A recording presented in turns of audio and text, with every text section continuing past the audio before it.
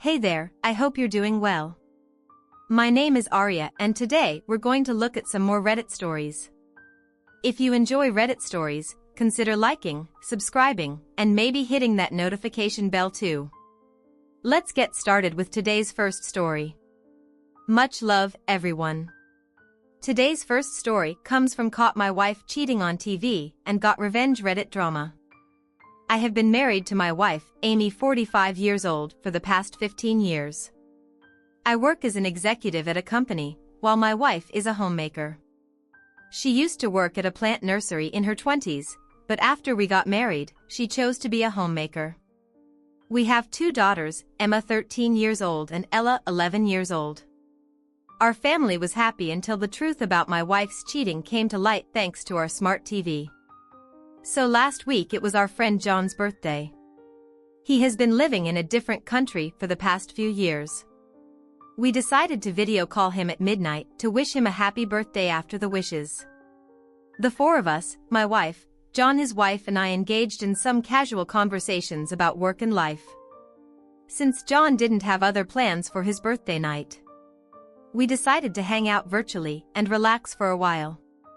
His wife suggested we Chromecast the WhatsApp video call through the TV, so we could all sit back, unwind, and enjoy our time together. Amy and John's wife are good friends and we used to spend a lot of time together when they lived in the same city. Amy connected her phone to the TV. Since the TV remote app was already installed and active on her phone, we grabbed some beers and snacks and had a good time during the virtual celebration. After a while, Amy began to feel dizzy and ended up dozing off on the couch. While John and I continued our conversation, his wife had also fallen asleep around 15 to 20 minutes into our call. It disconnected due to internet issues, and my wife's WhatsApp screen appeared on the TV. I was just about to call John back when I noticed over 10 unread messages from someone named Lifeline with a heart symbol. This was unexpected because I wasn't the one communicating with this person. My curiosity got the best of me, so I clicked on the profile picture and discovered it was her childhood friend Matt. I've met him countless times since we got married because my wife was close to him. They were neighbors and school friends, and there were rumors that they might date each other.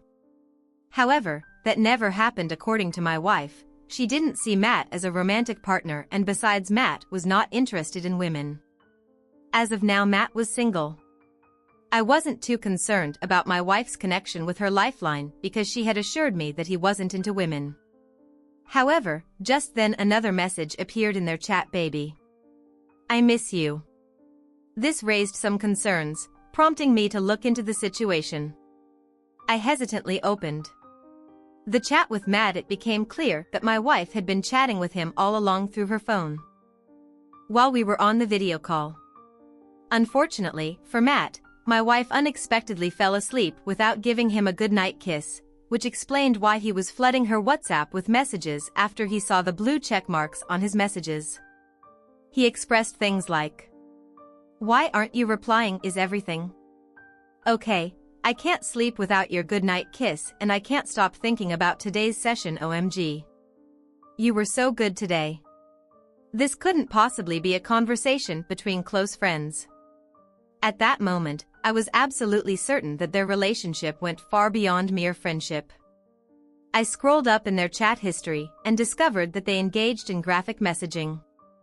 Almost every night, the chats had occasional flashes of X-rated photos and videos in between, which gave shivers down my spine.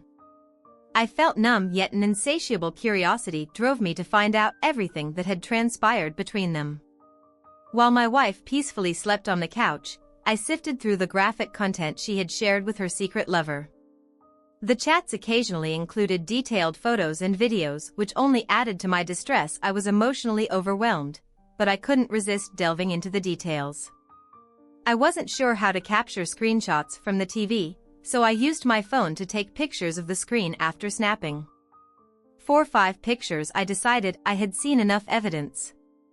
My primary desire was to understand how and why this had happened. I wanted to vent my frustration, but I was at a loss on how to confront her. It was 2 a.m., and I had consumed numerous beers along with a few shots of scotch, leaving me with little energy to do anything but scroll through their conversation. My failed marriage was laid out before me on the large TV screen, and everything felt devoid of meaning.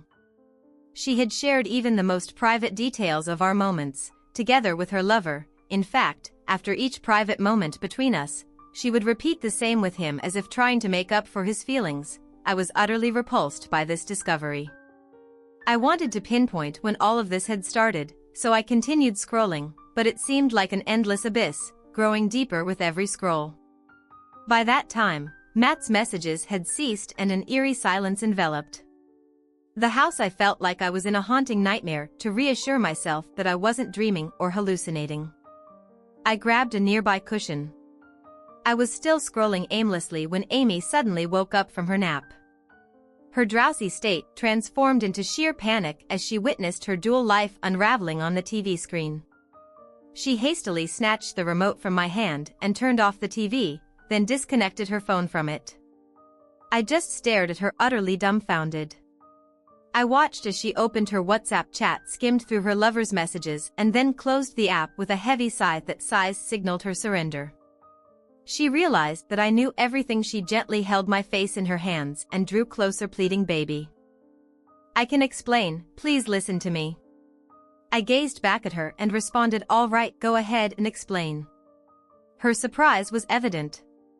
She had expected me to react with anger and refuse to listen. If it were 2:30 p.m. instead of 2:30 a.m., I might have reacted the same way. I was on the verge of passing out, partly due to the alcohol and mostly due to the shocking truth unfolding before me. I reiterated, "Explain." "Damn it," she struggled to find the right words and stammered. "Well, actually, you know what, don't bother." I interrupted. "If you're excited about this story, let us know. If you enjoyed the video, press A. If not, press B. Your feedback really inspires me to gather more uplifting and meaningful stories. You know you're in trouble with that." I stumbled my way to the bedroom and she followed. I turned to her and, while slamming the door in her face, told her to stay out. I heard her knocking a few times, but I soon drifted off into unconsciousness. The next morning I woke up with a heavy head and a fuzzy memory of the previous night. I left my room to grab a bottle of water because my throat was parched. As I emerged from my room, she hurried toward me and all the distressing memories of the previous night flooded back. She attempted to hug me, but I asked her to step back.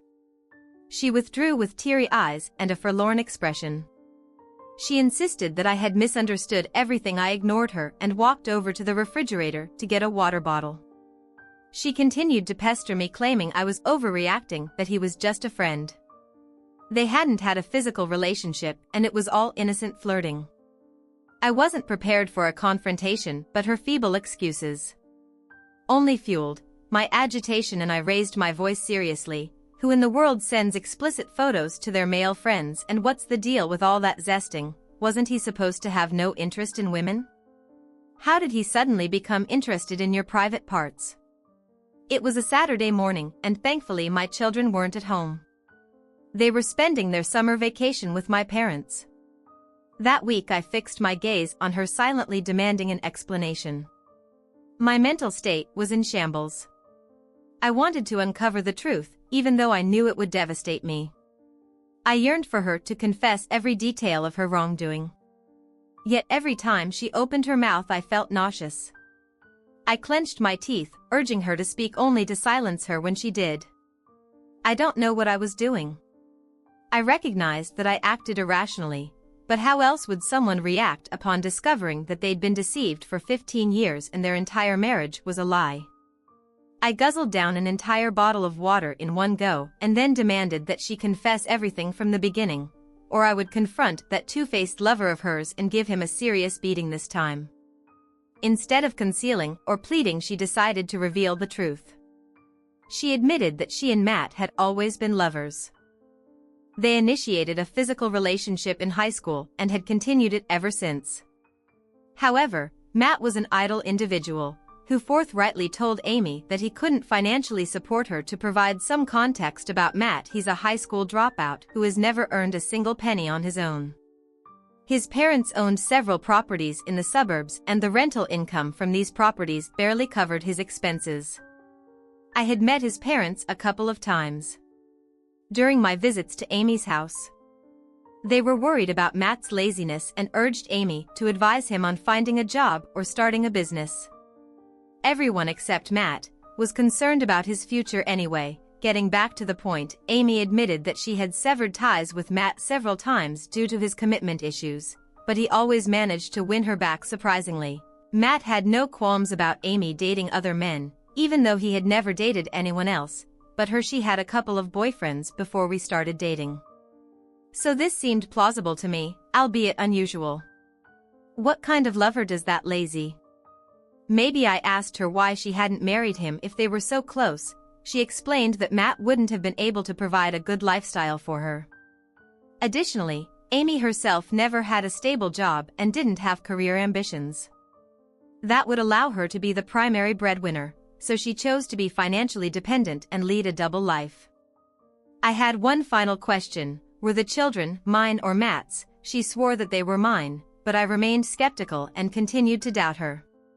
She offered to arrange a DNA test if I wasn't convinced. She explained that she couldn't risk having children with Matt, because she was afraid that if her secret came to light and I abandoned the children, Matt wouldn't be able to raise them, even if he wanted to. I wasn't sure whether to feel relieved that at least the children were mine. I told her to leave the house, or else I would expose her truth to everyone, including the girls. They might be young, but they were smart enough to understand the situation. She pleaded with me not to tell our daughters, fearing they would hate and disrespect her. I refilled the water bottle, grabbed a few beer bottles, and retreated to my room, locking the door.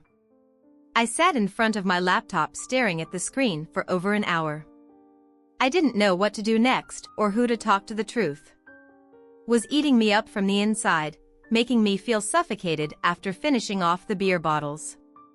I left my room, grabbed my car keys, and drove to my in-laws' place, which was about a 30-minute drive away. My mother-in-law answered the door with a friendly smile, but as soon as she saw my red face, she sensed something was amiss. She called my father-in-law, who rushed out from their bedroom and sat me down. I was sweating and anxious, my heart racing. I explained to them that I didn't know a better way to confront the situation, and then I began narrating everything.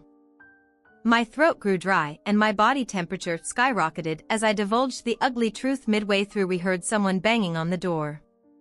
It was Amy. She stormed into the house and demanded that I leave immediately. She insisted that this was a private matter and that we should deal with it ourselves without involving her parents. The next few hours were a tumultuous mix of emotions. I chastised her for cheating on me for 15 years, while she brushed it off as a casual relationship that meant nothing to her. Gradually, she shifted the blame onto me for turning her parents against her, and I defended myself. My in-laws sided with me and scolded her. I spent the entire weekend drinking, occasionally passing out and refilling my stomach with alcohol. When Monday came around, I went to work feeling groggy and drained at the office. I searched for divorce lawyers online and scheduled an appointment with one. When I returned home, I noticed that some of her belongings were missing. I assumed she had come while I was away, packed some of her things, and left. I didn't bother to check on her. She messaged me informing me that she would be staying at a hotel to give me some time to cool off. Really, did she believe this matter was so insignificant that I could just easily move past it? She also bombarded me with messages begging for forgiveness and making promises to end her relationship with her lover. It's been a painstakingly long week since that fateful day, and now it's Friday again. The days have been crawling by and I anticipate the weekend will drag on. Even more, I have an appointment with the lawyer scheduled for this upcoming Monday. I've been scouring Reddit stories in search of a solution to my predicament, but it seems like my situation is quite complex. More than worrying about myself, I'm concerned about my daughters. How should I handle them? Should I even address the issue with them at all? Update: I'm sorry for not keeping you all in the loop, but I did connect with some of you through private messages and comments. It's been 6 months since my initial post, and let me tell you, it's been quite a roller coaster ride. I met with the lawyer on that Monday and discussed my concerns regarding my daughters. The attorney advised me to approach the kids gently about the separation, avoiding too many details, as it might harm their mental well-being. He also mentioned that, considering my wife's unemployment and the nature of her affair, I have a good chance of obtaining custody. On the same day, my parents reached out to Amy to bring the kids home from their place. They were still unaware of the situation. She arrived with the children while I was drained and lying on the couch after the stressful meeting with the lawyer. I refrained from discussing anything in front of the children and confined myself to my room when she entered the bedroom. I urged her to have a conversation with the girls about her infidelity. She burst into tears and begged for my forgiveness, repeatedly expressing her fear that the girls would despise her well. She should expect nothing less after cheating on your family for 15 years. What else could she anticipate? The lawyer mentioned that it would take about a week to send the divorce papers to Amy, so I had a week to sort things out with the children and my parents. I informed her of my decision to divorce her, and her reaction seemed as though it had come out of nowhere.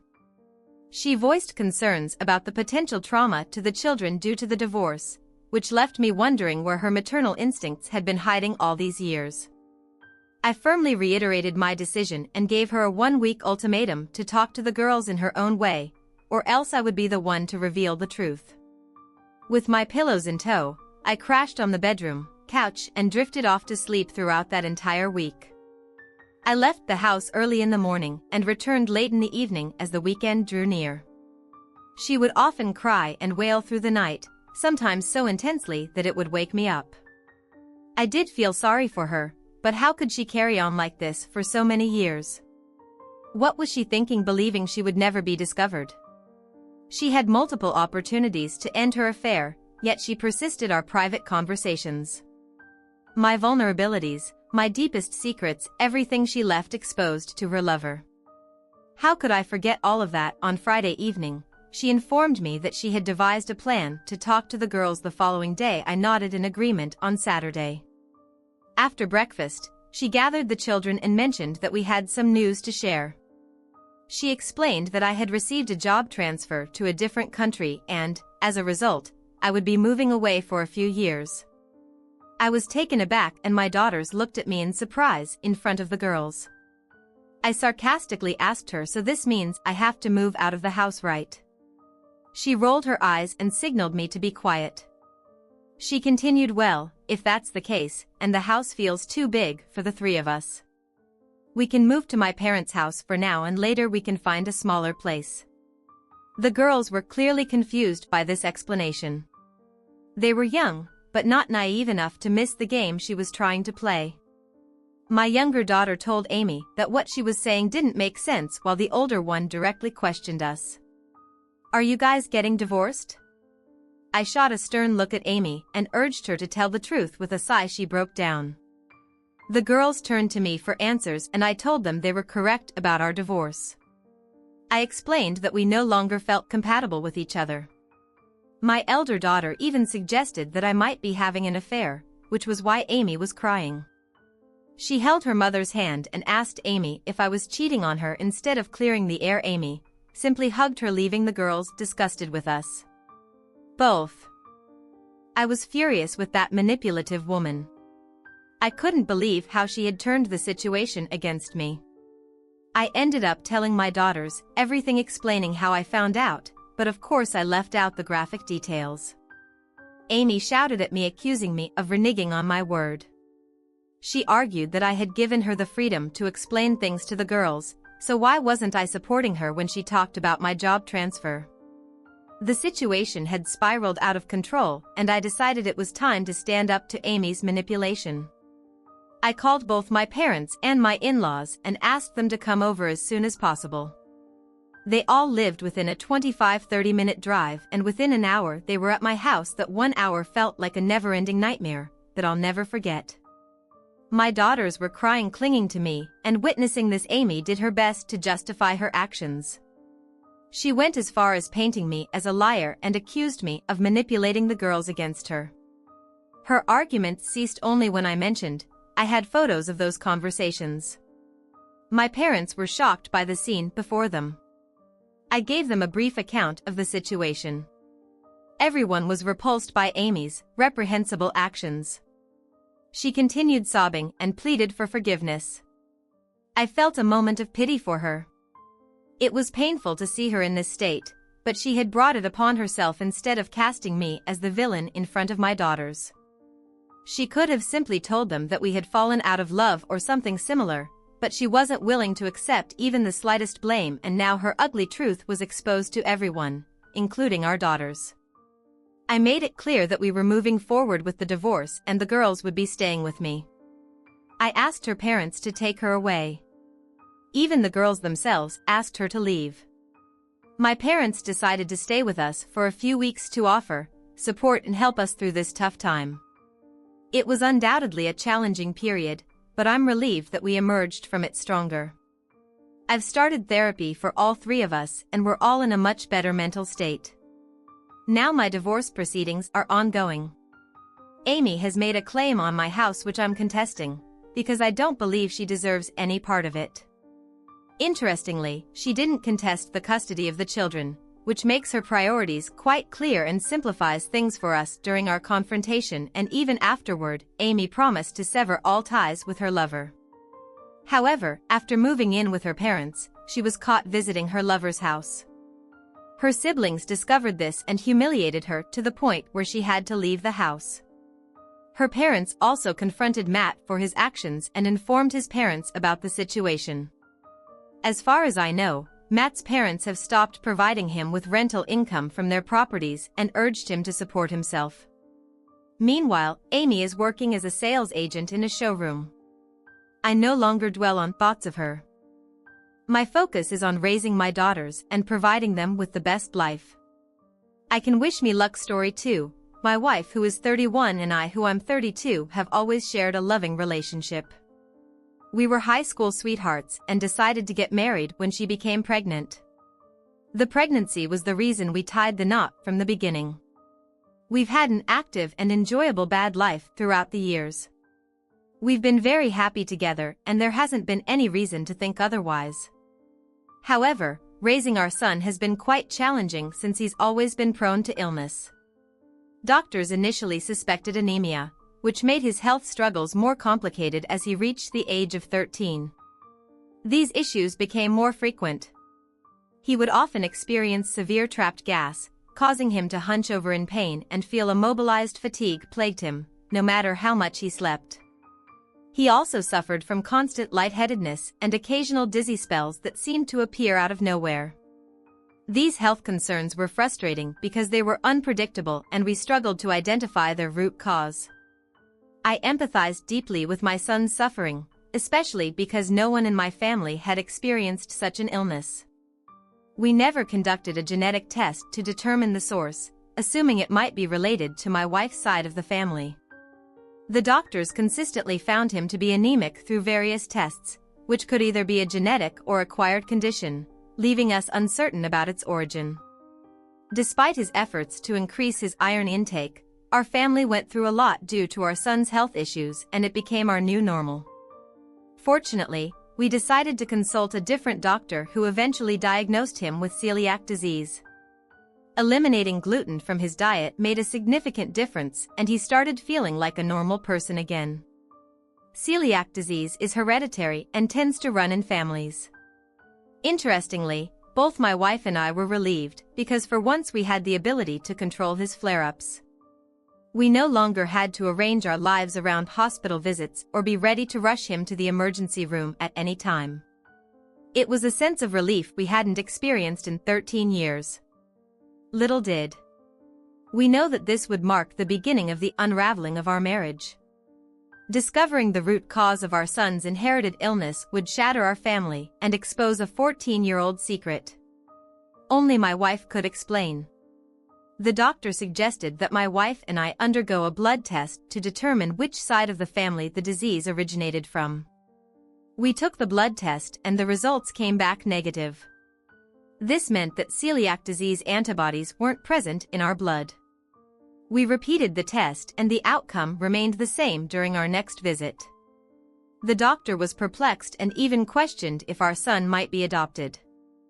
We assured him that this wasn't the case, but the situation was awkward and I noticed my wife's discomfort on the drive back from the doctor's office. I remained unusually quiet, my thoughts drifting back to the time when our son was conceived. I remember making a humorous suggestion about getting a paternity test back then, because I was still using protection. Her response was a simple, "Don't be silly," which was the expected reply. She could have reacted differently, but her nonchalant response was all it took to brush it aside. I had only been joking, and now more than ever, I regretted making that comment. She knew I wasn't serious, which was frustrating even though I had my suspicions, but I couldn't bring myself to confront her about it. It seemed unimaginable. I had raised him since birth and he meant the world to me. He was my legacy. The sleepless nights, the pain, the deception. It was all beyond anything. I could have imagined the idea that he might not be my biological son was inconceivable. I was even afraid to go for a DNA test because of what it might reveal. Eventually, I gathered the courage to order a test kit online and sent it in when the results came back. My world fell apart. I didn't know how to process this. We had gone through college together with hardly any issues. I believed we had a happy life together, sharing similar work schedules, and I had never suspected anything was going on behind my back, but now it was clear that this child was not my biological son. When she returned home that day, she found me sprawled on the floor with a half-empty bottle of scotch. I was so lost in my thoughts that I didn't even realize she had come in until she tried to rouse me. I confronted her, demanding to know who the real father of the child was. She stepped back, appearing confused, then responded with anger, insisting that I was the father. I accused her of lying, asserting that she had been deceiving me for 13 years. I disclosed that I had taken a DNA test which had revealed that he wasn't biologically mine. She asked to see the DNA test, but I refused, urging her to answer the question directly. Instead of addressing the paternity issue, she attempted to deflect blame by bringing up the fact that I had sought a paternity test she made. It seemed as though my choice to get a paternity test was worse than her affair with another man and bringing home a baby 13 years ago. All while lying to me and allowing me to raise him as my own, she tried to shift the blame onto me as if it were my fault for seeking a DNA test. I told her that she was the reason our son had suffered for 13 years. She knew why, and she must have, yet she allowed him to endure it, and let me bear the burden, all to protect her secret.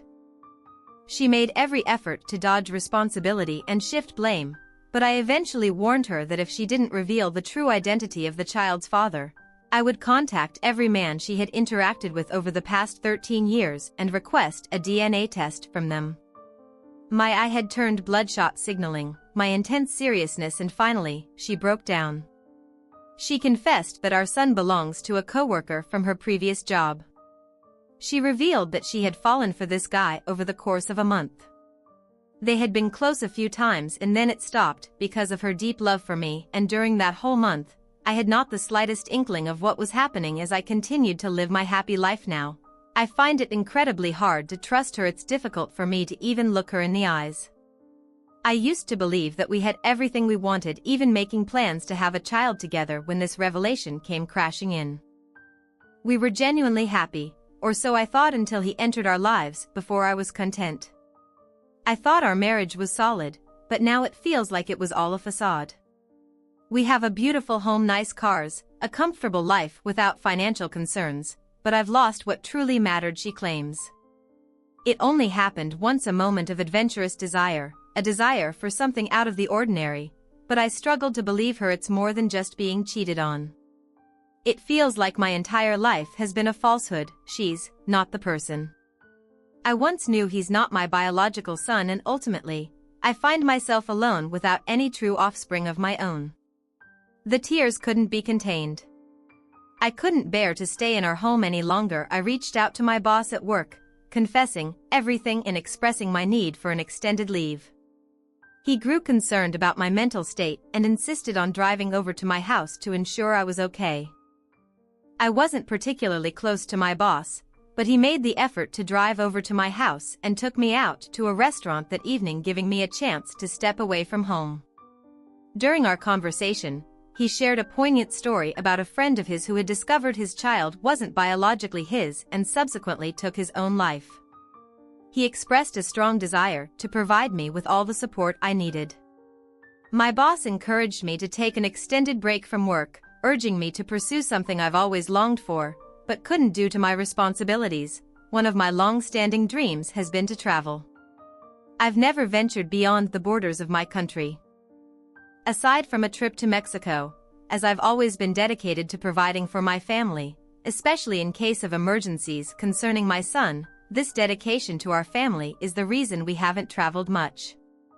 I've always harbored a desire to explore developing countries, places that are both safe and different enough to provide a true cultural experience. When my boss brought up this idea, it unexpectedly brought some happiness into my life. It served as a welcome distraction, a new adventure. My wife and I have always dreamed of visiting destinations like Kenya, Namibia, and Thailand. My wife accused me of running away from our problems, but I explained that I needed some space to think. The situation has taken a toll on me and I can't look at our son the same way. It's important to clarify that it's not his fault. I've cherished that little troublemaker since before he was born. However, my current feelings are different. I can't help but view him as someone I've raised, yet he's not truly my son. This connection has been shaken to its core. With everything that's happened, I needed a break. So I applied for a tourist visa to Kenya and surprisingly, I got it within just 24 hours. It gave me something to look forward to and I'd recommend to anyone going through a tough time to travel somewhere with a different culture. It's a perfect way to temporarily shift your focus. I knew it wasn't the ideal time to visit Kenya, but the distraction was exactly what I needed for my mental well-being for a few hours. I could escape from thoughts of my son and wife and simply be in the moment, surrounded by the locals in nature. I had a blast. I went snorkeling, enjoyed boat rides, and experienced the genuine warmth in the eyes of people I'd never met before. It was precisely what I required during that period.